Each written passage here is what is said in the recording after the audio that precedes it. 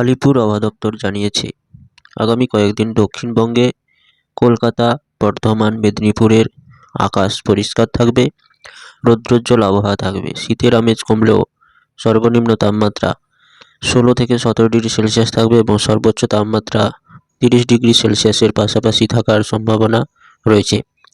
কোথাও হালকা কুয়াশাচ্ছন্ন থাকার ভাব রয়েছে। আকাশ মূলত পরিষ্কার রৌদ্রোজ্জ্বল থাকবে, তবে সকালের দিকে হালকা কুয়াশা থাকার সম্ভাবনা রয়েছে। তাপমাত্রা সর্বনিম্ন তাপমাত্রা সর্বোচ্চ 30 ডিগ্রির কাছাকাছি থাকতে পারে এবং সর্বনিম্ন 16 থেকে 17 ডিগ্রির পাশাপাশি থাকতে পারে। দক্ষিণবঙ্গে আপাতত বৃষ্টির কোনো সম্ভাবনা এই মুহূর্তে নেই। আবহাওয়া শুষ্ক থাকবে, বাতাস হালকা এবং পরিবর্তনশীল বাতাস বইতে পারে। উত্তরবঙ্গের আবহাওয়া প্রধানত পরিষ্কার থাকবে, তবে কোথাও কোথাও হালকা ধোঁয়াশা ও কুয়াশার সৃষ্টি হওয়ার সম্ভাবনা রয়েছে।